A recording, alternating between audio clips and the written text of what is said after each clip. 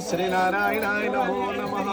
नमस्करोमि श्री नागिदिनु मत्स्य मुद्रां अंकुश मुद्रां समैदं आर्यं दत्तं नमः। कृष्णेन रसाव्रतमानो निवेद्यं दत्तं नमः।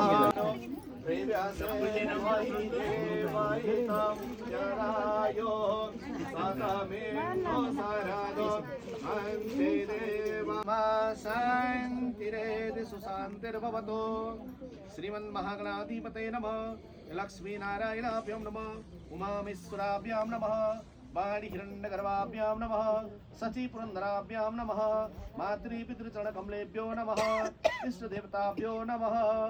लाभस्तेषां जयस्तेषां कुतस्तेषां मनादे ऐषां विन्ध्योरस्यां मुनिदेस्तु जनार्दन दुर्वाणी तिर्मतिर्मम अनन्या चिन्तयन्तो मां ये जना परिपास्तेषां नित्यदेवतानां योगक्षेमं वहाम्यहम्।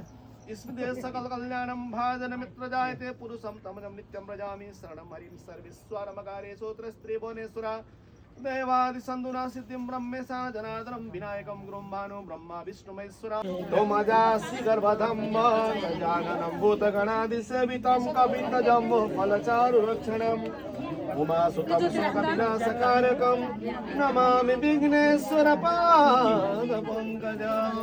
सिद्धिविनायक भगवान को महादेव पाद्यम जल अर्पण गरिदिनुहोस्। हस्ते अर्घ्यं समर्पयामः।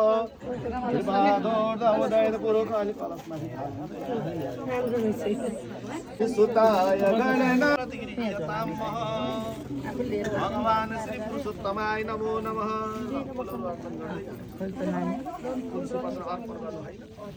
ओम श्री नारायणाय नमो नमः।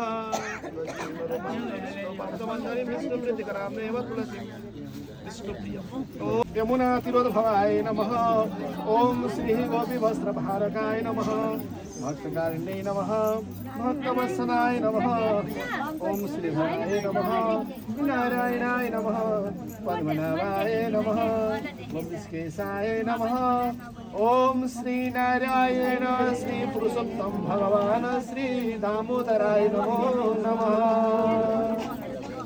हस्ते स्फाटिकमालिकां विदधतीं पद्मासने संस्थितां वन्दे तां परमेश्वरीं भगवते बुद्धिं प्रदां शारदां सरस्वती माता को जय।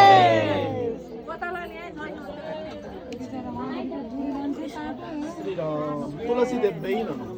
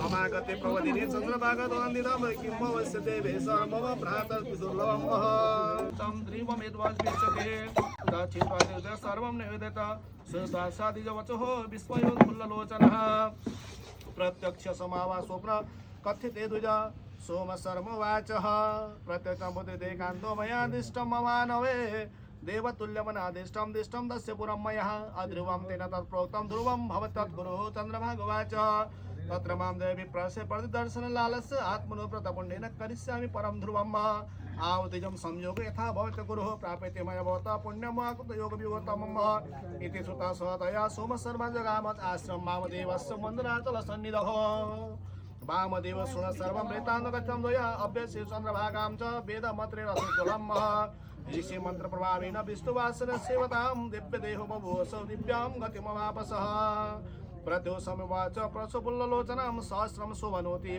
दृष्ट्वां कान्तं समागतां समावेशुकेवामे पार्श्वितां सन्निवेश सवाचं प्रियं हर्षा चन्द्रभाग शुभं वचः शृणुकान्तिं वाक्यं तत्पुण्यं विद्यते मयि अष्टभगवर्षाधिकं जात इदाहं पितृवेश्मनिः मया तत्प्रभृते क्रीतामेकादशी व्रतं यथोक्तविधि संयुक्तं श्रद्धायुक्तेन चेतसा तेन पुण्यप्रभावेन भविष्यति पुरं ध्रुवं सर्वकाम समृद्धि तद् यावद् उदसंप्लवम् एवं सा नृपसादुलारमते पतितां सह दिव्यभोगा दिव्यरूपा दिव्यभारणभूषिता शोभनोपतया सादरमते दिव्यविग्रह रमाव्रतप्रभावेन मन्दराचलसानुनिः चिन्तामणि समायोष कामधेनु समाथवा समास निपति तावाग्निकथितं मया ईदृशं च व्रतं राजन्ति कुर्वन्तिरोत्तमं ब्रह्म अतिथि पापानि नाशं नायन्ति न संशयः एकादशी व्रतानां च पक्षयोरुभयोरपि यथा शुक्ला कृष्णा तिथिभेदं न कारयेत् सैवितैकादशी नृणां मुक्तिबोधिप्रदायिनी मदेनु कृष्णथा श्रोता उभयो सदृशं वयः अथैव तुल्यफलं सबलं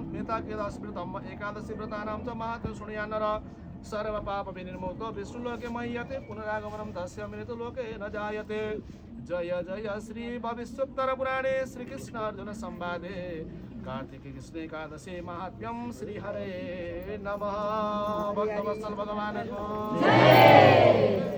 कार्तिक कृष्ण एकादशी श्री रमा एकादशी को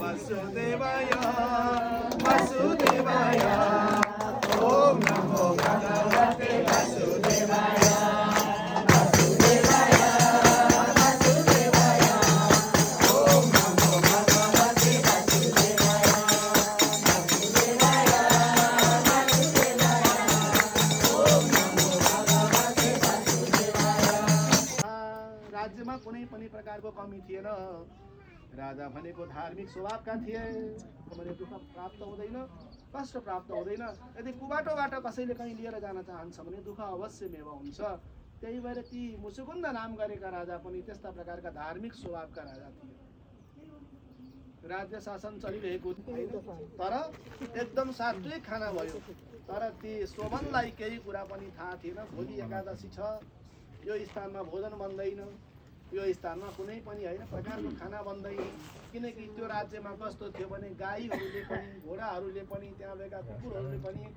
कसैले पनि भनेपछि बाबु हेर यो आश्रम हो यहाँ नियम के छ भने एकादशीको दिनमा भोजन बन्दैन एकादशीको दिनमा यहाँ भोजन बन्दैन एकादशीको दिनमा भात पाक्दैन हैन कोही कोही भन्छन् एकादशीको दिन त चामल आइदिनुमा अनि दुईवटा काम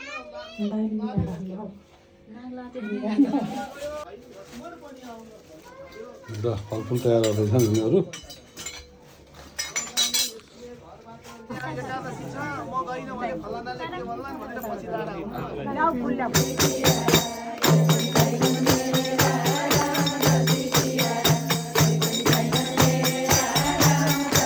एकदम धन्य यदि मैले गरेको पूजा हजुरहरूलाई राम्रो लाग्दैन भने म त एकदम खुसी छु मलाई बाहिर निकालिदिनुहोस् म यो पूजा गर्न मलाई कुनै पनि आपत्ति विपत्ति छैन म त जहाँ पनि गएर पूजा गर्न सक्छु म यो मन्दिरबाट बाहिर निस्कन म सहर्ष स्वीकार गर्छु भनेर खुसी हुँदा त कुनै कुनैलाई त आश्चर्य लाग्यो नि यति ठुलो मन्दिरको पुजारी बनाएर राखेको व्यक्ति सहजै बाहिर निस्के विचार गरेर भन्न थाले उहाँ भनेको साधारण कोही व्यक्तित्व हुनुहुन्न भनेपछि सबैले फेरि उहाँको चरणमा दण्डवत प्रणाम गर्दै भन्न थाले हे गुरुवर हजुरलाई जति बेला भावना आउँछ त्यति बेला नै पूजा गर्नुहोस्